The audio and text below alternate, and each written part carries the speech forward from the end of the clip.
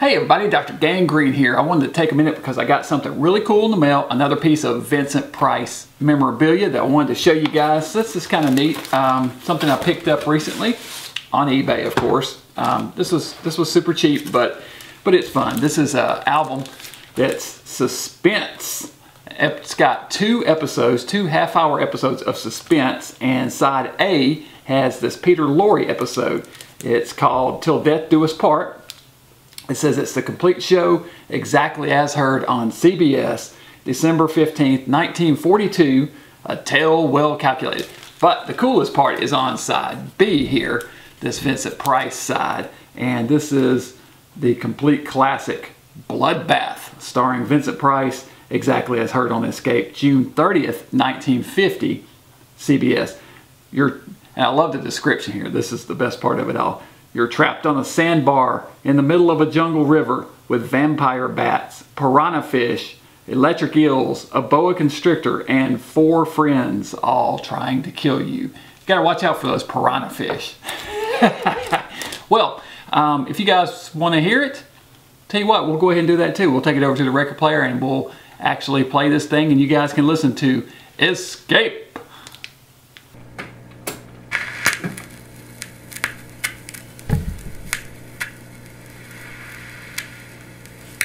Tired of the everyday routine? Ever dream of a life of romantic adventure? Want to get away from it all? We offer you Escape. Escape, designed to free you from the four walls of today for a half hour of high adventure. Escape, brought to you by your Richfield gasoline dealer and the Richfield Oil Corporation of New York. Marketers of Richfield gasolines with xylene, Richloo all-weather motor oil, and other famous petroleum products. Look for the Richfield Eagle on the cream and blue pumps.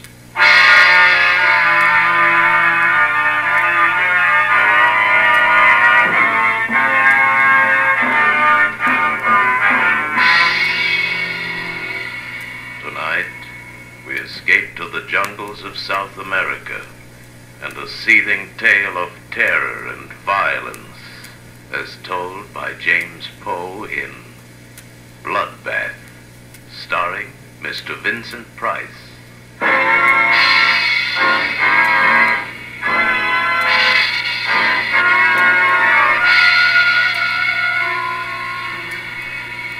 By portaging the rapids and walking the mules in the shallower stretches, we'd managed to get our supplies and equipment more than 1,700 miles up the river. After this, further navigable passage being impossible, we'd traveled by foot, hacking our way through the thick, steaming jungle, coaxing and goading the heavily laden beasts. We'd left the jungle and begun the climb. 11 days later, high in the Andes, we found our objective, and we set to work, hard work. And then, on a hazy afternoon in late May, we found it. I shall never forget the scene. Below us, the mountains swung down to the jungle which stretched eastward, far as the eye could see. The peaks above us had cut off the setting sun, and the light had a curious violet quality. The dank, chill wind, whispering and gusting, set the sparse timber scrubs to trembling and shuddering, and the mules, disdainful of their 5 strange masters, foraged the cacti and dwarf pine. The instruments were set up and the specimens were at hand, and now, crouched and tense, we leaned forward. How about it, Hess? Wait. The tube's got to warm up. Come on, come on. Wait, will you? I've waited 5 years for this moment. 500, you mean? 5 million? Come on, Hesse. How about it, Hess? Okay, give him the sample, O'Brien. Yeah, here. Come on, baby. Shut up, will you? Shh. Here goes. Switch on.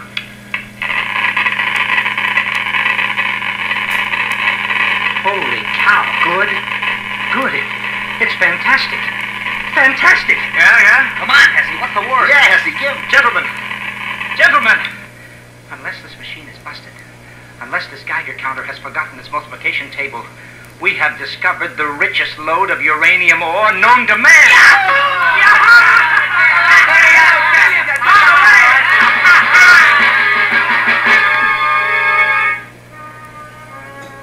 I won't go into the details of how we'd come to locate the ore because that's a story in itself. Suffice it to say that late in the afternoon of that hazy May day, the five of us, gamblers all, came to the end of our rainbow, found our pot of gold. The vein runs all the way up the side of the mountain. Must be worth $1 million. $1 million, $1 billion. $1 trillion.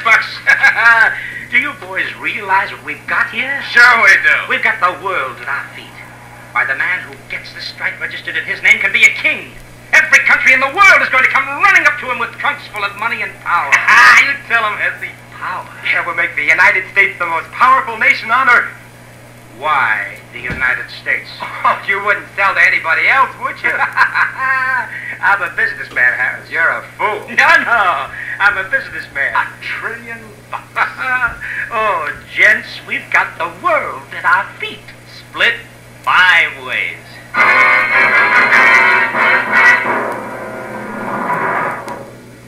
The world at our feet, split 5 ways. That night, as I lay huddled under my thin blanket, I wondered what it would be like, being a wealthy man. Wondered if it were really true. Wondered how it would affect the others, how it would affect me. In the morning, we were to set off on the long return journey down to the jungle and through the jungle to the launch and down the river to civilization. There we'd register our claim, purchase, if need be, the land, lease it perhaps from the government. Oh, millionaires, world at our feet. Uranium, enough to blow up the whole universe. Power. Harris, wake up. Wake up, Harris, wake up. Oh, good morning, millionaire. Please, wake up. The sun's coming up. Hey, where are the others? They're gone. Gone? Yes, Dumont and O'Brien. They took the mules and most of the food and cut out. When? How do I know when? Sometime during the night. But why? Why? $1 trillion, that's why. Oh, no. Once they get down to the jungle, they'll have to travel on foot. There's 10 days' march to the river. If they beat us to the boat, we're stuck with 1,500 miles of jungle between us and safety. 50? Impossible. We'd never make 100. That's right. We've got to catch 'em, or we're dead. We traveled as lightly as possible.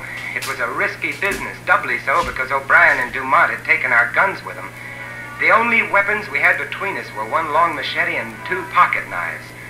These would be of little protection against jaguars, bushmasters, tapirs, boa constrictors, and the rest of it. Fortunately, they'd left our #1 necessity to survival.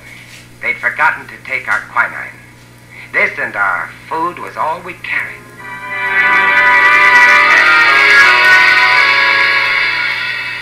The long descent to the jungle was slow going on foot. It was here that we nearly gave up hope. We moved as fast as we could, but we were no match for men who were riding. But we reached the jungle. Then things took a better turn. Here the thick vines and heavy undergrowth was, we knew, almost an impossible hazard for a riding man. And we could see their boot prints mingled with those of the mules. We knew that they were having trouble, too. The animals were afraid of many things in the jungle, would balk suddenly, require careful handling. We pushed ahead as rapidly as possible, battling mosquitoes, pume flies, matukas, and the blood-sucking carpato ticks, and, of course, the jungle itself with its never-ending barrage of razor grasses, needle vines, swamps, bog traps, and so forth. It was hot, stinking hot, and the going was hard, but we had to make it.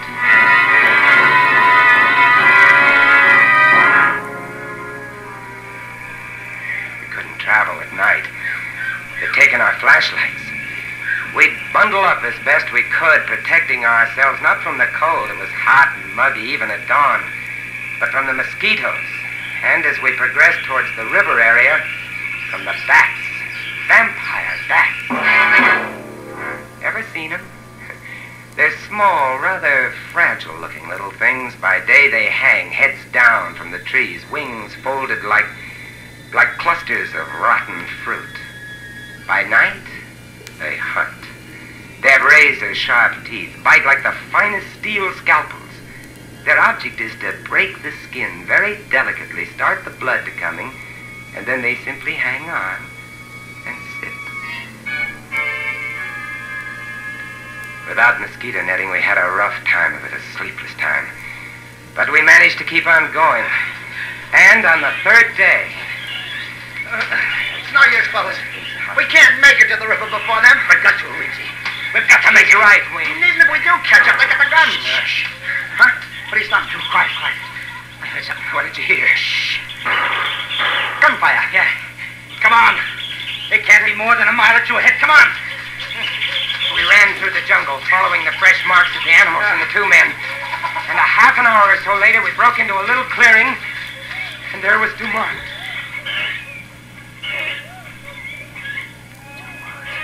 He's dead. Shot in the back. Good old Obie. Sweet guy, that old... Here, come on. Let's turn him over. He's really been sweating, huh? Yeah, it's malaria. See his face?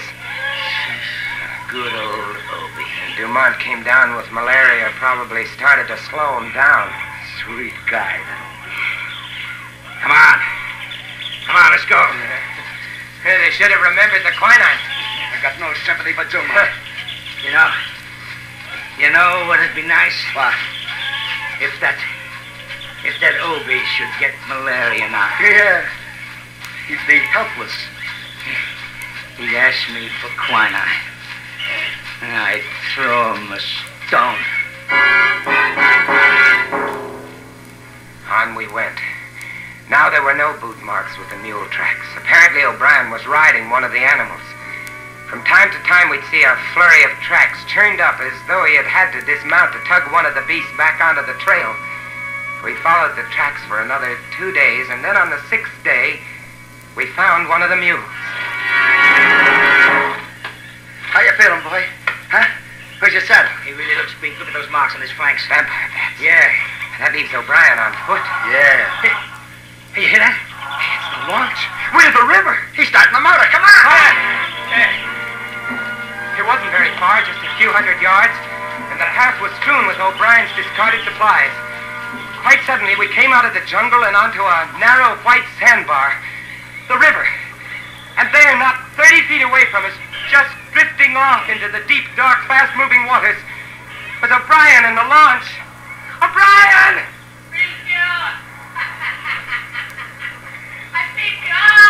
Look at him. He's like a skeleton. The launch lurched dizzily as it floated downstream. O'Brien was feeble, sweating, possessed. He had the fever, had it bad. Come on, let's go after him. You can't. This is piranha water. Cannibal fish, they'll eat you, Yeah. Hey, Obie! Hey, you know me, Obie! Your old pal Hesby! Hey, what do you say, Obie, huh? Huh? Bring his He pal! staggered dizzily about the cock that tried to start the engine. He was laughing, and he was so weak that he could barely spin the flywheel to the kicker. Obie! He's good Lord, he's in the water. The fish, the piranhas. Hey, gonna look at this. One moment we saw him swimming weakly, his large, fever-ridden eyes turned imploringly toward us, and the next moment he was gone, leaving only a large red churning patch on the water. The piranhas are small, rarely more than 12 or 14 inches long, small fish with large, powerful jaws, teeth like broken glass, and an insatiable, maniacal appetite for flesh. The launch, caught by the deep, fast-moving waters, rocked softly this way and that and moved on downstream. Away. Away around a bend and out of sight.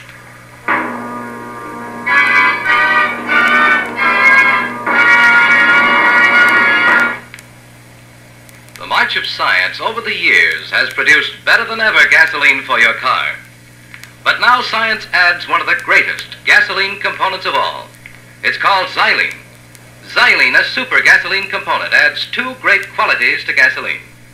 Xylene gives higher than ever anti-knock performance. Xylene means power. Today, every gallon of Richfield gasoline contains xylene. If you want a motor that runs quiet as a whisper, if you want pickup and power to spare, try Richfield gasoline with xylene. Your Richfield dealer offers a choice of 2 great Richfield gasolines with xylene. Richfield High Octane at regular price for the average motor. Or Richfield Ethyl.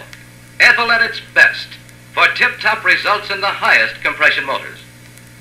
Drive in where you see the Richfield Eagle on the cream and blue pumps. Get Richfield gasoline with xylene.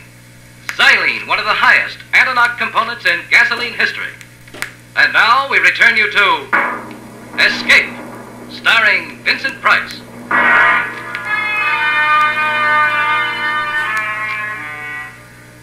We picked over the supplies O'Brien had left on the shore. There wasn't much we wanted. A gun without ammunition, a few tins of food, a tent and some bedding, cooking equipment, a coil of rope. We loaded these things onto the mule and set off through the jungle, downstream along the river's course. 1,500 miles to civilization.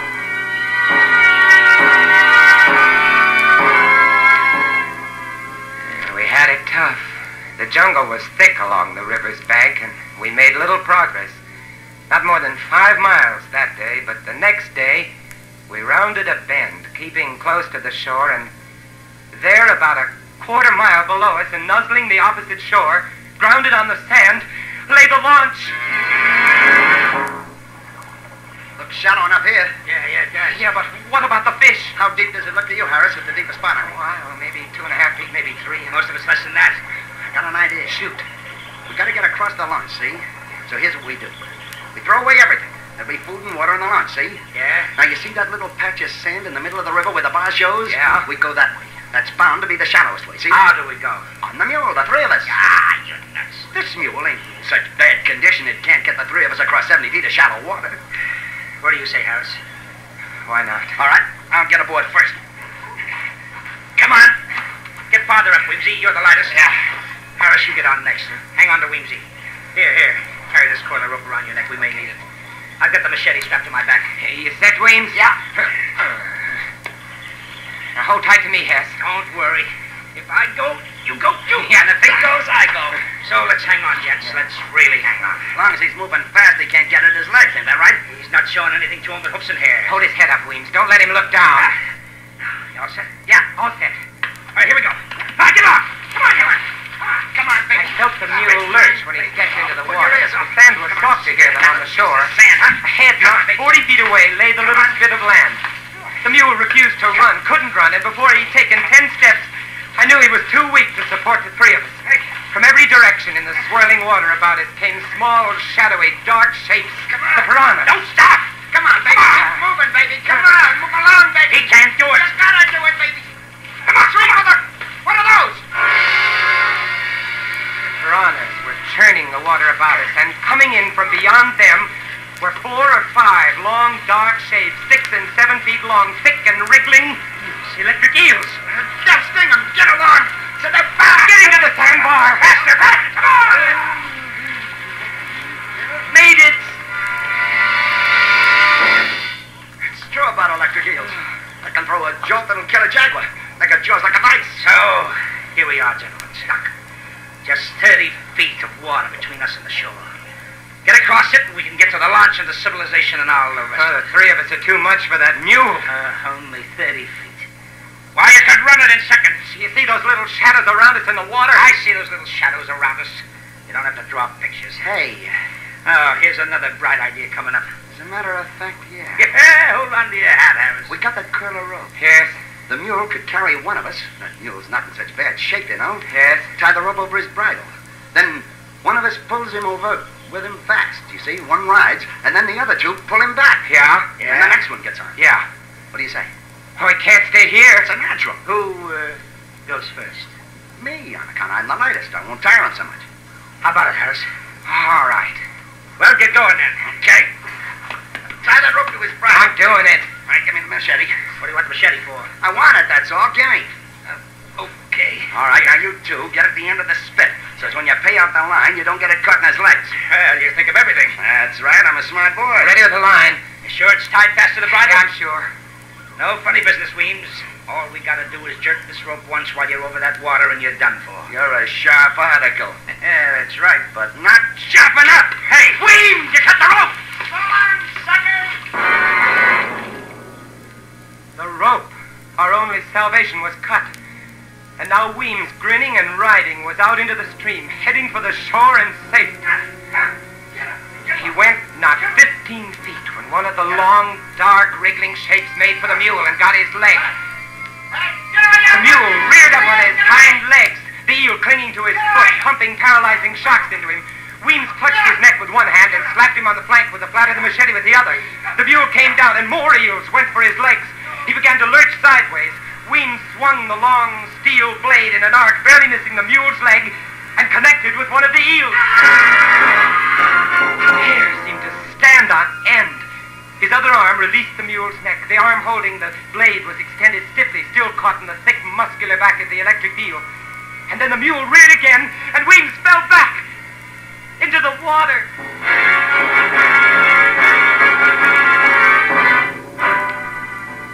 The mule, freed of Weems, made the shore and vanished into the jungle. We turned away. No man could watch what was happening to Weems and retain his sanity. And so, there we were, Hess and I, on that sand spit which the river was slowly washing away. Night coming, vampire bats coming, and all about us, the electric eels and the little cannibal fish waiting.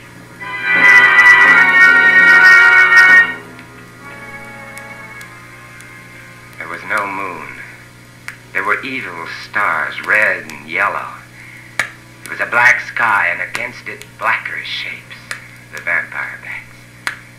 We waved our arms and kept them off, but again and again during that long and terrible night, they brushed against us, squealing and squeaking, trying to get us. Dark, evil, thirsting bats.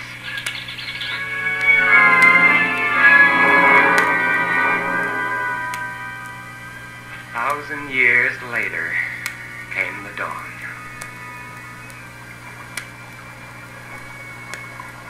That water's taken a lot of sand away. This thing isn't much bigger than a card table. Look at them. Look at those fish. You think they had enough to eat yesterday? Listen, Harris. No matter what happens now, at least you and I have played it square, right? Yeah, that's right. Shake my hand, Harris. All right. Because I think I got an idea on how we can get out of here. What? Yeah. Look up there. Yeah. See that vine hanging down from the big tree? It's over the water, and it must be 15 feet up. Yeah, but if you were on it, you could do a Tarzan to the shore. The rope? That's right. Now, if we can just lasso the end of that and pull tight, we'll have enough swing to make it across. Swing like a pendulum, if you follow me. One guy gets on the other shoulders to swing over to get the start, see? Then when he gets to shore, he fastens a rock and swings the rope back to the other. That vine will hold. It'll work. It took us 2 hours before we managed to lasso the end of that vine. And then we tested it again and again until we were positive it would hold a man's weight. And then we were ready. Stand good and steady now, pal. I'm going to go easy on you, but don't shake. Just if you spill me in that water, I'm a gone guy. I'm ready. I'm ready. Good luck. Here. Go! I felt his feet leave my shoulders, and then he was off, skimming the water with his feet drawn up, and then, miraculously, he was on the shore. Good boy! Good boy! Yeah! Like a breeze, huh? Yeah, like a breeze. Hey, any rocks around there? Sorry. He smiled at me and shrugged, and then looked down the stream at the launch. I knew that smile, that $1 trillion smile. It said, "So long, sucker." Don't, Hess. Send me the rope. You're too nice a guy, Harris. You and I would never get along. You can have it all, Hess. Every scrap of it. Only for the love of mercy, send me the rope. No, you'd want some. You wouldn't approve of what I mean to do with it. Hess! He stood there laughing at me and shaking his head slowly.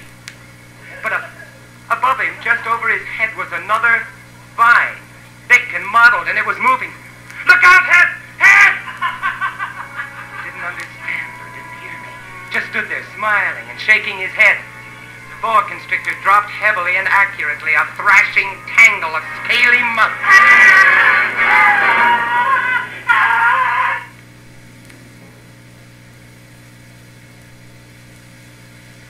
sun was hot.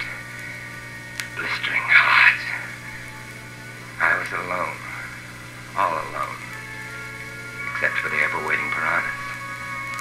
Hess's body was hidden by the low, scrubby vines and palmettos. Several hours later, I saw the boa, now gorged, slither lumpily away.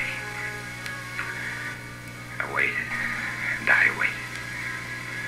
From time to time, I thought of stepping out into the stream. It would be over very quickly, I told myself, very quickly. But I couldn't. And then I noticed an odd thing. The current which had been sweeping the sand away had shifted slightly. A whim, a miracle. And now new sand from some sunken bar was beginning to pile up between me and the shore, grain by grain, rib by rib.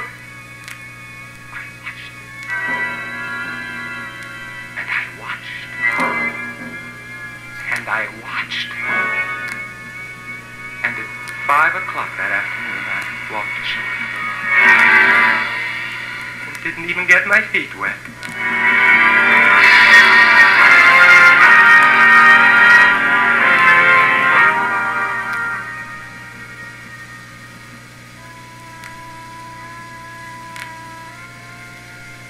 It's nice where I live. Quiet little streets, nice people, nice kids, nice country. Peaceful. Nice peace. I know where there's enough uranium to blow it all to hell. Want it? Just go up the river. Up the river, it's for the taking. Ask Dumont and Obie and Weems and Hess. $1 trillion worth. Enough to give the whole world a bloodbath. Yourself included.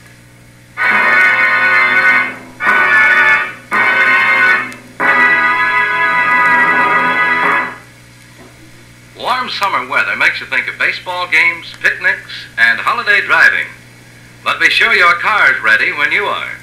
Get Richfield All-Point Safety Service, the service that puts your car in top shape for warm weather driving. With Richfield All-Point Safety Service, you get a careful all-point lubrication job that protects the chassis, transmission, and differential. You get lubricants that stick to your car's ribs no matter what the temperature. You get the protection of Rich Lube, all-weather motor oil, the Pennsylvania premium-grade oil that cleans as it lubricates. You also get a safety check of batteries, spark plugs, tires, and radiators, and expert service if your car has automatic transmission.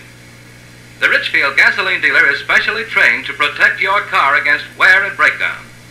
So get Richfield All-Point Safety Service tomorrow. Look for the Richfield Eagle on the cream and blue pumps. Escape is produced and directed by William N. Robeson, and tonight starred Mr. Vincent Price. Bloodbath was written by James Poe. Others in the cast were Wally Mayer, Ted DeCorsia, Paul Frees, and Tony Barrett. Special music arranged and played by Ivan Ditmars. Next week. You are groping your way slowly through the dark hold of a ship at sea, moving carefully, step by step, dreading to find what you know is there. Death in the form of a deadly bushmaster from which there is no escape.